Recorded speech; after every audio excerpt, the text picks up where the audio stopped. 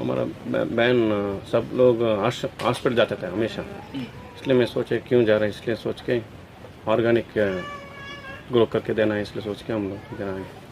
Starting से actually 2 international company में job की, बट देन मैं रियलाइज़ किया कि मैं एक्चुअली जॉब करने के लिए बना ही नहीं हूँ, तो मैंने वहाँ से रिज़ाइन किया। मैंने BBA ट्रैवल एंड टूरिज़्म किया है, फिर बाद में मेरे ससुराल में खेती है, तो फिर हम सालों से बैंगन की खेती कर रहे हैं, 22-23 साल से। तो बैंगन तो हम दोनों ने मिलके आम लगाए हैं। आम अभी 2 साल के हुए हैं। जब मैं मेरी लड़की ना स्प्रे करने जाती थी, हाँ, तो वो बांस विस, तो इसलिए हमने शुरुआत से ही, मैंने पहली पंप में जो डाला ना, तो उसका बांस ही सहन नहीं हो रहा था, जो पेस्टिसाइड। गजराज सिंह रघुवंशी हूँ विदिशा से। क्योंकि आकाश जी से आप प्रत्यक्ष रूप से पहले से जुड़े हैं, हम चौरसिया जी हम एक ही जगह से हैं, और हम जो खेती करते थे आजकल जैसे सर्विस वाले, जैसे मैं बाजार में रहता हूँ बाइक सगाया कर, तो अभी ऐसा लग रहा था कि हम अभी जहर में लगे हुए हैं, क्योंकि मेरे बच्चे फैमिली सब पढ़े लिखे हैं और अच्छी नौकरी मैंने करना है, लेकिन यहाँ आके ऐसा लगा कि। मेरा नाम पृथ्वी सिंह है, मैं सांसद डिस्ट्रिक्ट राजस्थान से हूँ। 3 साल से जैविक कर रहा हूँ, और मेरे को लगा कि लोग सब ये पेस्टिसाइड और ये सब डालना, इससे भविष्य की पीढ़ी को बहुत तकलीफ होगी, तो मैंने शुरुआत से मेरा और मेरे परिवार का, बाद में समाज का सेवा करने का ठाना है। अपने क्षेत्र में अपने खेत पर कुछ ना कुछ नफ़ा हो नुकसान हो, जो भी हो जैसा भी हो, उलाहना मिल रही हो, लोग कुछ भी कह रहे हों, हर परिस्थिति में जो है ना ये अपने कार्य को निरंतरता बनाए रखे हैं। ऐसे नौजवान देश में बहुत कम हैं। मैं उनका हृदयपूर्वक वापस से अभिनंदन करना चाहता हूँ और स्वागत भी करना चाहता हूँ। और हमारे बीच में रीजनल सेंटर नागपुर से जो है श्रीमान नायक जी भी आज उपस्थित हैं। एक बार मैं उनका भी अभिनंदन करूंगा। और जैसा कि मैं विदित कराना चाहता हूं आप सभी को भी कि ये जो प्रोग्राम है ये भारत सरकार के द्वारा संचालित जो एग्रीकल्चर मिनिस्ट्री है उसके अंडर में जो है ना क्षेत्रीय जैविक कृषि केंद्र मतलब रीजनल सेंटर ऑर्गेनिक और प्राकृतिक खेती को बढ़ावा देने के लिए भारत सरकार ने बनाए हुए हैं, और उसके कुछ 4-5 सेंटर पूरे भारत में संचालित हैं जिनके माध्यम से सभी राज्यों की गतिविधियां संचालित होती हैं। उसमें सबसे बड़ा इंडिया का सबसे लार्जेस्ट जो सेंटर है रीजनल सेंटर क्षेत्रीय जैविक कृषि केंद्र नागपुर, वो करीब 6-7 राज्यों को हैंडल करता है, और उसके ही तत्वाधान में और अपना उन्नत कृषि अभियान परिषद के तत्वाधान में ये साथ में संयुक्त प्रोग्राम यहाँ पे हो रहा है, और उसका लगभग हम लोग अंतिम चरण में हैं। हमारे पास 1-2 दिन और बचे हुए हैं। उन सब का लाभ उठाते हुए हमारे बीच में माननीय अंकित जी उपस्थित हैं, और मैं भाई अंकित जी से अनुरोध करता हूं कि वो जो अपना अनुभव है वो हमारे जो युवा साथी हैं उनके साथ ना साझा करने की कोशिश करें। भाई अंकित जी। नमस्कार। नमस्कार। अब मुझे पता चला है 30 दिन की आपकी जो वर्कशॉप चल रही है, इसके बारे में मुझे बहुत ज़्यादा डिटेल में अभी पता नहीं चल पाया, पर मुझे लगता है शायद दूर दूर से हर जगह से लोग आए हुए हैं। तो आकाश जी ने जैसा आपको बताया कि मैं यूनिवर्सिटीज़ में पढ़ाता हूँ और प्रोफेसर भी हूँ, तो मैं बेसिकली एक क्रिएटिव पर्सन हूँ। मैं पढ़ाता भी एनिमेशन हूँ और आर्ट से रिलेटेड मेरा पूरा काम है। तो मैंने यह मतलब अपने आप के बारे में आपको बताया क्योंकि मुझे ये थोड़ा सा इसको समझना पड़ेगा कि आप लोगों के बारे में मुझे जानना पड़ेगा, तो मैं इसको थोड़ा सा 2 वे कम्युनिकेशन करता हूँ। थोड़ा सा आप लोग बताएं अपने बारे में, जैसे कि आप कहाँ से आए हैं, या आपको ऑर्गेनिक फार्मिंग करने का ये क्योंकि ये बहुत मुश्किल बात है आज के टाइम में ऑर्गेनिक फार्मिंग को सिलेक्ट करना, क्योंकि हम देख रहे हैं कि अगर आपको पैसे कमाने हैं खेती बाड़ी से तो आप जाके यूरिया DAP जब तक नहीं आ रही है छिड़कते जाओ और फिर जो भी फसल आए उसको बेच दो, से कोई मतलब नहीं है। ये एक रूटीन बन चुका है। लेकिन अगर आप लोगों ने ऑर्गेनिक की तरफ आना सोचा है तो मुझे कुछ विशेष, कुछ किसी के पास कुछ कारण हो तो वो बताएं, तो मुझे भी कुछ आप लोगों से सीखने को मिलेगा। हाँ बताइए सर। मैं गुजरात से आई हूँ। मैंने BBA ट्रैवल एंड टूरिज़्म किया है, फिर बाद में मेरे ससुराल में खेती है, तो फिर हम सालों से बैंगन की खेती कर रहे हैं, 22-23 साल से। तो बैंगन तो आपको पता ही है कितने पेस्टिसाइड डलते हैं। हाँ। तो मुझे खुद ऐसा है मेरा मन में कि मुझे हेल्दी खाने की बहुत आदत है, तो मैंने ये ऑर्गेनिक का सोचा कि ये नहीं खाना है मुझे, क्योंकि तो मैंने कोई अब ऐसा देखा। मूवमेंट था कि जी। अब नहीं, ऐसा हाँ, कुछ था क्या? हाँ सर, जैसे ही मुझे लगता था कि जैसे हमारे पास ही जमीन होगी तो हम लोग तो सबसे हेल्दी खा सकते हैं, ऑप्शन है हमारे पास, दूसरों के पास ऑप्शन नहीं है सिटी में रहने वालों का, पर हमारे पास तो है। पर फिर पता चला कि जो हमारे पास जमीन है उसमें हम सबसे अनहेल्दी खा रहे हैं, क्योंकि देखा मैंने कितना जहर हम रोज खा रहे हैं और अब तो सामने दिखाई दे रहा है। तो बस वही मुझे ऐसा लगा कि नहीं, मुझे तो ये नहीं खाना चाहिए, मैं तो खाऊंगी तो अच्छा ही खाऊंगी। और कोई अपना एक्सपीरियंस प्लीज शेयर कीजिए। हम दोनों ने मिलके आम लगाए हैं। आम अभी 2 साल के हुए हैं। जब मैं मेरी लड़की ना स्प्रे करने जाती थी, हाँ, तो वो बांस विस, तो इसलिए हमने शुरुआत से ही, मैंने पहली पंप में जो डाला ना तो उसका बांस ही सहन नहीं हो रहा था, जो पेस्टिसाइड। तो मैंने सोचा कि मुझे सहन नहीं हो रही तो मेरे बच्ची पे कितना असर डालेगा, क्योंकि she used to do that. तो तब से शुरुआत से ही हमने पंप, हमने बैकग्राउंड बताइए, बैकग्राउंड में ग्रेजुएट हूँ मैं, MSW भी किया है मैंने, गवर्नमेंट जॉब किया है, लेकिन वॉलंटरी रिटायरमेंट लिया और खेती की खेती शुरू की। और नाम पृथ्वी सिंह है, मैं सांसद डिस्ट्रिक्ट राजस्थान से हूँ। 3 साल से जैविक कर रहा हूँ और मेरे को लगा कि लोग सब ये पेस्टिसाइड और ये सब डालना, इससे भविष्य की पीढ़ी को बहुत तकलीफ होगी। तो मैंने शुरुआत से मेरा और मेरे परिवार का, बाद में समाज का सेवा करने का ठाना है और सबसे प्रेरणा लेकर मैं अब आगे समाज सेवा में थोड़ा सेवा ही करना चाहता हूँ। उसके पहले जो काम कर रहे थे वो कैसे छोड़ा, वो बताइए। तो मैं सर एक मेटल मार्केट लाइन में था, मतलब मेरा बिजनेस था चेन्नई में। वहाँ पे 12-15 साल मैंने बिजनेस किया, लेकिन वहाँ की चीज़ें खाने के बाद में मतलब 15 साल से मेरे शरीर में वीकनेस महसूस हुआ। मैंने बोला मेरे को इतना महसूस हो रहा है तो बच्चों या परिवार को क्या होगा। तो भविष्य में वो सोचा कि अब मैं नहीं खाऊंगा, परिवार को नहीं खाना देंगे और फिर धीरे धीरे समाज की सेवा करूँगा। बहुत क्या और वहाँ का पैसा बकाया छोड़ दिया है, कितने लाख रुपये मेरा लॉस, मतलब वो वहाँ पे छोड़ दिया, क्योंकि अब वहाँ बिजनेस नहीं करूँगा तो वो मेरा रिटर्न नहीं आएगा, तो मैं छोड़ दिया। क्या बात है, ये है। और भी है, बताइए कोई, सबके पास कोई कहानी है। मैं गजराज सिंह रघुवंशी हूँ, विदिशा से। हाँ। क्योंकि आकाश जी से आप प्रत्यक्ष रूप से पहले से जुड़े हैं। हम चौरसिया जी, हम एक ही जगह से हैं और हम जो खेती करते थे आजकल, जैसे सर्विस वाले, जैसे मैं बाजार में रहता हूँ, बाइक सगाया कर, तो अभी ऐसा लग रहा था कि हम अभी जहर में लगे हुए हैं। क्योंकि मेरे बच्चे फैमिली सब पढ़े लिखे हैं और अच्छी नौकरी में करना है, लेकिन यहाँ आके ऐसा लगा कि दिया तरह अंधेरा। मैं पास में ही था, इनसे भी जुड़ा, ये भी हमारे बहुत खास हैं, क्योंकि थोड़े छोटे मोटे पॉलिटिक्स में अपन कलम करते हैं। अब मुझे ऐसा लग रहा है वो बच्चों के लिए एजुकेशन से छोड़ के जो अभी पढ़े लिखे हैं उन्हें अब इसी व्यापार में अब लाना है। और क्योंकि हम पास में है तो सर का हमें आपका मार्गदर्शन लेने में, जरा बाइक से भी आ सकते हैं, ट्रेन से भी आ सकते हैं, अब बिल्कुल इसे मॉडल बना देंगे हम। और मैं राजनीतिक तौर पर पूरे जन जागरण करूंगा कि जहर मुक्त किचन करो, बिल्कुल। अभी हम लोकसभा विधानसभा का प्रभारी हूँ, अब लोकसभा भी मेरे उसमें है, तो अब ये तो हमें मिलेगा ही सब कुछ अपनी बात करके, और जैविक की एक बात पुड़िया अपन सबको देना है। बहुत साथ में ये भी रहेंगे, ये अभियान चलाएंगे हम जी। बहुत अच्छा लगा आपको देख के।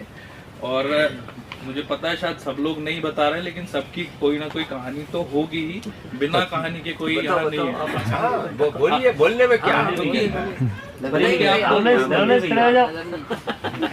ये देखिए हमारे ब्रह्म कुमार, हाँ, ये बताएंगे कैसे साधना करने वाले व्यक्ति, बताइए। BSc किया हुआ है और BLED किया हुआ है। तो मैंने BSc के बाद हॉस्पिटल ज्वाइन किया था, तो 1 महीने वही टाइम टेबल खराब होने के बाद, रूटीन खराब हो गई, वही तबीयत खराब हो गई, तुम्हारा मतलब 2 साल में 20,000 रुपये बढ़ा दिया इस वजह से। बढ़िया, आध्यात्मिक आश्रम रहता हूँ, ओम शांति आश्रम में रहता हूँ। कहाँ से आप? ब्रह्म कुमारी अच्छा। ब्रह्म कुमारी शिशु विश्वविद्यालय आश्रम का खेत है, इसलिए अभी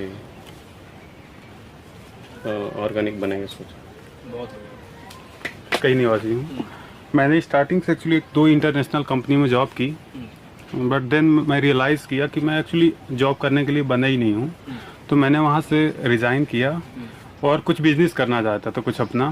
तो 1-2 बार क्या मेरे फ्रेंड ने ही सजेशन किया सर का के बारे में कि आप कुछ देखो और जो आप करना चाहते हो, जैसे कुछ नया, मतलब कैसे आप आप एक कचड़े से कैसे उसको अच्छा खासा उसको मुनाफे में बदल सकते हो। इवन जो मैंने रियलाइज़ किया देन अपने अराउंड कि कैसे खेती जो है इस समय मेरे parents and all around us जो भी है वो कैसे घाटे में, मतलब कुछ देख मुनाफा क्या कर रहे हैं वो देख रहे हैं कि एक साथ जब पैसा आता है, उन्होंने कॉस्ट जो लगाई और जो उन्होंने पाया वो देख नहीं रहे हैं कि अल्टीमेटली वो जो लगा रहे हैं उतना ही पा रहे हैं।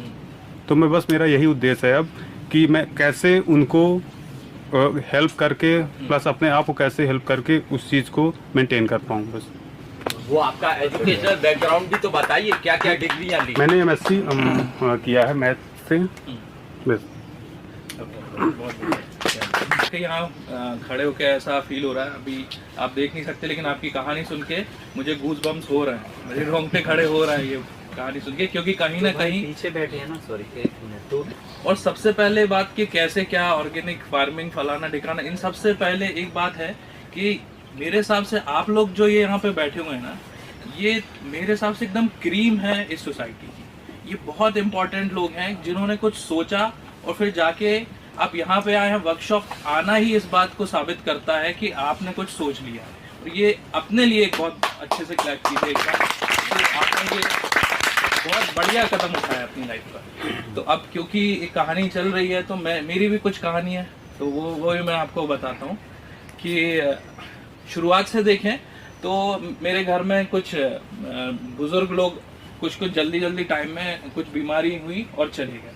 उनमें से एक जो मेरी ताई जी थी, मैं उनके बहुत क्लोज था, उनको कैंसर हुआ। मैं होऊंगा 10वीं 11वीं में। वो इतनी मंदिर जाने वाली, प्याज लहसुन ना खाने वाली व्यक्ति, और दिमाग में हमेशा ये घूमता रहा कि ये ऐसा कैसे हो सकता है कि कोई महिला जो जर्दा सिगरेट तो दूर की बात है, जो इतना सादा जीवन जी रहे, उनको कैंसर हो गया। और वो मेरी बहुत क्लोज थी। तो जब फिर वही हुआ, उनको 3-4 महीने उन्होंने धरती पर नर्क को भोगा और फिर चली गई वो। लेकिन आखिरी में हालत जब मैंने देखी कि उनको पड़े उनकी बॉडी से बदबू आने लगी, ऐसी हालत हो गई बेड सोर्स के कारण, तो आत्मा एकदम हिल गई कि ये क्या चल रहा है, मतलब इन्होंने ऐसा क्या किया कि ऐसी बीमारी हो गई। तब फिर थोड़ा इसको और देखा, जब बाबा रामदेव जब तक आ चुके थे और ये सब चीज़ें थोड़ा समझ में आने कि कुछ गड़बड़ है जो बॉडी में जा रहा है, जो बॉडी को अच्छा नहीं लग रहा। तो वहाँ से ये सोच शुरू हुई। उसके बाद लगभग 2010 में मेरे फिर खेत पे जाना मेरा होता नहीं था। और 2 टाइप के किसान होते हैं, एक जो आकाश जी जैसे हैं तो मल्टी टैलेंटेड है कि खेत में भी लगे रहते हैं और मैनेजमेंट भी कर रहे हैं, पर मैं मैनेजमेंट साइड वाले हूँ। मैं क्योंकि बचपन से मैंने ग्राउंड पे उतर के खेती नहीं की, तो मुझे वैसे नहीं करता, ऑब्वियसली मैं लेबर हायर करता हूँ और वैसे काम करता हूँ, तो मैं इस साइड का हूँ। तो जब 2010 में मेरे पापा नहीं रहे तो मुझे खेत पे अचानक जाना पड़ा और वही रूटीन शुरू हो गया कि बीज लाओ, खाद लाओ और छिड़को और वही नॉर्मल।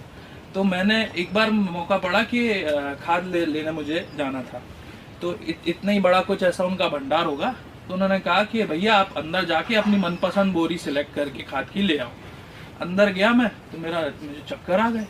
मैंने कहा यार, क्योंकि उसकी स्मेल ऐसी तेज होती है और वो पैक होता है पूरा, तो मुझे चक्कर आ गए। मैंने कहा, फिर दिमाग घूमा कि ये क्या कर रहा हूँ मैं, कि धरती में जो हम उगा के खाने वाले हैं वहाँ वो चीज़ डाली जा रही जिसकी स्मेल से ही चक्कर आ गए। वहाँ से फिर मैंने उस दिन वहाँ से सोच लिया कि मैं अब इसमें ये चीज़ तो नहीं डालूंगा, और क्या डालूंगा क्या नहीं डालूंगा मुझे इससे फ़र्क नहीं पड़ता, पर ये नहीं डालूंगा। वहाँ से ये सफ़र शुरू हुआ। फिर इस चीज़ को काफ़ी साल हो गए। फिर आकाश जी से एक जगह मुलाकात हुई और ये समझ लो कि ये बहुत एक भाग्य की बात है कि ये सागर में ही है, क्योंकि अगर ये नहीं होते तो मैं ज़मीन तो बेच चुका होता। मतलब मैं सिर्फ उनके गुणगान या बखान के लिए नहीं बोल रहा हूँ, ये एक फैक्ट है कि ये, क्योंकि मार्गदर्शन भी तो कहीं से होना चाहिए, क्योंकि मैं सब कुछ छोड़ के और खेती में नहीं जुड़ सकता था, मुझे पैरेलली उसको चलाना था। तो उस पे इन्होंने मेरा अभी तक साथ दिया। अब हम साथ में, मैं भी कुछ एक्सपेरिमेंट्स करता हूँ, ये मुझे कुछ सजेस्ट करते हैं और डिस्कशन करके अभी हमने टर्मरिक लगाया है, मोरिंगा लगाया है और दाल लगाई है। और अब रिजल्ट बहुत अच्छा नहीं है, लेकिन अब पता है कि बहुत अच्छा कैसे आएगा, ये भी बहुत बड़ी बात है। तो आई एम श्योर कि आगे से हम इसको और अच्छा ग्रो करते जाएंगे। इसके बाद एक कहानी में ये भी बात है कि किसी ने बताया कि वो गवर्नमेंट जॉब में थी, तो जब मेरे पापा नहीं रहे तो मेरा भी गवर्नमेंट जॉब लगा था। तो वो हालांकि एज ए क्लर्क लगा था, लेकिन आजकल सोसाइटी में ये बात हो गई है कि अगर आप कलेक्टर ऑफिस में क्लर्क हैं तो आपको अपनी सैलरी तो नहीं छूनी पड़ती। तो मैं ये बात इसलिए बोल रहा हूँ कि ऑर्गेनिक फूड केवल खाना मेरा उद्देश्य नहीं है, ऑर्गेनिक जीवन भी होना चाहिए, ऑर्गेनिक विचार भी होने चाहिए। तो वो भी मेरे लिए एक पेस्टिसाइड और ऐसी केमिकल फर्टिलाइजर था वो जॉब, क्योंकि सैलरी से कुछ होना नहीं था। और वो जो लोग सोसाइटी सोचते हैं कि जो इनकम होगी वो मैं कर नहीं सकता था, चाय में पी नहीं सकता था, तो ये सब चीज़ें है ही नहीं। तो मैं बिल्कुल अनफिट था उस जगह के लिए। तो मैंने जैसे तैसे 2-2.5 साल उसको जॉब को भी किया, फिर उससे लिटरली मैं भाग गया वहाँ से, और फिर फार्मिंग तो कर ही रहा हूँ, साथ में अपने जो दूसरे काम है वो कर रहा हूँ। मेरा मानना ये है कि अगर मुझ में कोई दूसरा स्किल है तो मैं उस स्किल को मिला के और फार्मिंग के साथ मिला के भी आगे कुछ कर सकता हूँ। आप जैसे लोगों से मिलना होता है आकाश जी के कारण, तो इनसे मिलके भी मुझे कुछ सीखने मिलता है। तो हम जो पढ़े लिखे लोग हैं या जो एक जागरूक लोग हो चुके हैं, बहुत ज़रूरी है कि वही पुराने डर्रे को ना चलाएं, इसको हम कैसे टेक्नोलॉजी से जोड़ें, कैसे इसको मल्टीप्लाई करें। जैसे कि एक एग्जाम्पल, हम मेन बहुत सारे लोग आकाश को आज क्यों जानते होंगे, क्योंकि इन्होंने मल्टी लेयर फार्मिंग शुरू की। कोई सोच रहा था कि इसके पहले होगी ये चीज़, कोई इन्होंने एकदम इनोवेट नहीं की कर दी होगी, लेकिन हाँ कहीं कुछ होता होगा, पर इन्होंने उसको सोचा, समेटा, अपने ज्ञान को, पूरा एक्सपीरियंस को एक जगह रख के निचोड़ा, और फिर फाइनली जाके इतना अच्छा रिजल्ट मिला कि सीधे मोदी जी से भी इनको पुरस्कार प्राप्त हुआ। तो कहीं ना कहीं इन्होंने प्रयास किया अपने स्किल्स को और इनको सबको जुटा के। तो हमको सबको भी मेन चीज़ ये है कि हमें क्या आता है, दूसरे को क्या आता है। जैसे आप लोग यहाँ मिले हैं तो हो सकता है आपकी आपस में भी दोस्ती हुई हो, तो इनका एक ग्रुप बना के एक स्मार्ट वर्क करने की ज़रूरत है। अगर आप पुराने ढर्रे पे चलेंगे तो ये चीज़ पॉसिबल नहीं है। इतना तो मुझे समझ में आ गया कि अगर कोई ग्रुप नहीं है, कांटेक्ट नहीं है या ऐसी कोई चीज़ है तो फिर ये चीज़ बहुत मुश्किल है। रिसेंटली मैं कोविड आया था, कोविड यहाँ पे भी कुछ लोगों को हो सकता हुआ हो, मुझे कोविड बहुत तेज हुआ था, मतलब मैं बस चला ही गया था। उसकी रिजल्ट दिख रहा, मेरी एज इतनी नहीं है, लेकिन ये जो सफ़ेद बाल हो गए, लेकिन ये सफ़ेद बाल अच्छे लगते हैं क्योंकि जान तो है, बाल तो क्या है, कलर हो जाएगा या क्या फ़र्क पड़ता है। तो फिर मुझे समझ में आया। अब जैसे मेरे साथ यहाँ पे प्रशांत आया है जो मैं हमारे खेत पे काम करता है, इनको भी कोविड हुआ था, लेकिन इन्होंने वो कुछ काढ़े बनाए और 2-3 दिन लिया और ये ठीक हो गए।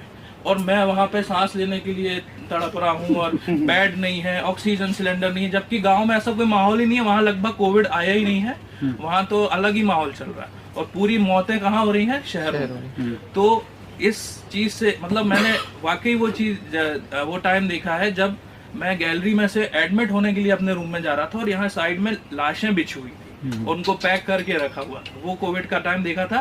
कोविड से जितना चक्कर नहीं आया, वो लाशें देख के आ गया कि भाई मैं भी यहीं कहीं लेट जाऊंगा, क्योंकि अब यहाँ से कोई वापस जा ही नहीं रहा है। लेकिन आप विश्वास कीजिए, क्योंकि उसके पहले से मैंने ये डिसाइड कर लिया था कि मैं ऑर्गेनिक 50% तो मेरा ऑर्गेनिक था फूड, तो उसके कारण मेरे आसपास सबको एक, आप शायद आपने किसी ने देखा और सुना हो, ऐसे ये करके बैठे रहना पड़ता था और आके शुगर का एक इंजेक्शन लगता था। तो हर कोई मुझे भी लगाने आता था, पर मुझे समझ में आया पूरे हॉल में, इतने बड़े हॉल में, केवल वो इंजेक्शन मुझे नहीं लग रहे थे जो एक्स्ट्रा है, क्योंकि मैं अपने नॉर्मल डोज पे चला जा रहा था। तो मुझे समझ में आया कि नहीं, इनसे तो मेरी बॉडी ठीक है। और फिर मैंने थोड़ा योग प्राणायाम करके मैं बाकी लोगों से 3 दिन में ही ठीक हो गया। तो बाकी लोग भी पूछ रहे थे कि आपने क्या किया क्या नहीं किया। तो मुझे समझ में आया कि नहीं, मैं कुछ टाइम से कम जहर तो अपने बॉडी में नहीं जाने जा रहा, उसी का असर है। और उस टाइम के जितने लोग थे उनको सबको शुगर हुआ और सबको आँखों में कुछ प्रॉब्लम हुई, ये सब हुआ। तो इस इंसिडेंस के बाद मैंने अपने गांव पे जो स्टोर रूम थे 2, उनको थोड़ा सा ठीक कराया, 1 रूम एक्स्ट्रा बनवाया, और अब 1.5-2 साल से हम गांव पे रहते हैं अपनी फैमिली के साथ। इसमें एक चीज और आएगी, आकाश और मैं डिस्कशन करते हैं, शायद ये वाली टॉपिक्स यहाँ निकलते हो कि नहीं मुझे नहीं पता, लेकिन ये बहुत इंपॉर्टेंट है कि अगर हम देखें आजकल के बच्चे जो पैदा हो रहे हैं वो सीधे माँ से सीधे बाहर आते ही नहीं है, वो आईसीयू के थ्रू आते हैं। वो आईसीयू में एडमिट होना बहुत कॉमन चीज हो गई है। इस पे कोई सोच भी नहीं रहा कि ऐसा क्यों हो रहा है। हो सकता है आप लोग यहाँ से कुछ फार्म से आए हों लोग या खेतों में रहते हो, पर मैं आपको एक शहरों की बात बता रहा हूँ कि नॉर्मल डिलीवरी होना और नॉर्मल बच्चे पैदा होना एक अलग ही हो गया। आप सेलिब्रिटी हो जाओगे कि ये ऐसा कैसे हो गया। तो मैंने इसके लिए क्या किया, रिसेंटली मेरी बच्ची अभी 1 साल की हुई है, तो क्योंकि हम 1.5 साल से हैं, तो जब मेरी वाइफ प्रेग्नेंट थी तो मैंने वो भी यूएस में रिक्रूटमेंट का जॉब करती है ऑनलाइन, मतलब नाइट शिफ्ट थी, तो पहले उसकी नाइट शिफ्ट कैंसिल कराई, क्योंकि मतलब कट कर दी, क्योंकि नाइट शिफ्ट आप बायोलॉजिकल उससे खिलवाड़ कर रहे हो, तो वहाँ पे उसको कट करके हम उसके सब परमिशन से एक विचार करके और गाँव पे शिफ्ट हुए। इसके बाद ये देखा कि भाई वो चीज़ें रूटीन में लाओ जो कि जिससे चीज़ें नॉर्मल रहें। तो हमने एक चूल्हा लगाया, हमने गैस नहीं रखी, चूल्हे पे ही खाना बनाना, पोछा लगाना, ये सब ये पूरा ऑर्गेनिक लाइफ को हमने डिज़ाइन किया। केवल फूड की बात नहीं है, ऑर्गेनिक लाइफ को पूरा डिज़ाइन किया। और आप विश्वास कीजिए, बिना किसी पेन के आज 8 बजे 8:30 बजे उसने मुझे खाना बना के खिलाया है, और 1:30 बजे नॉर्मल डिलीवरी हुई, और ये एक हॉस्पिटल में चर्चा का विषय बन गया कि बच्चा 3 किलो 3.25 किलो का हुआ है, बच्ची है, और वो नॉर्मल डिलीवरी हुई है और कोई प्रॉब्लम नहीं। तो ये वहाँ पे चर्चा का विषय था, जबकि ये चीज़ नॉर्मल है। तो इस नॉर्मल चीज़ ये एबनॉर्मल बन गई है सोसाइटी में, ये कितनी बड़ी बात है। तो ये चीज़ें और इंस्पायर कर रही हैं कि अब वहीं रहा जाए।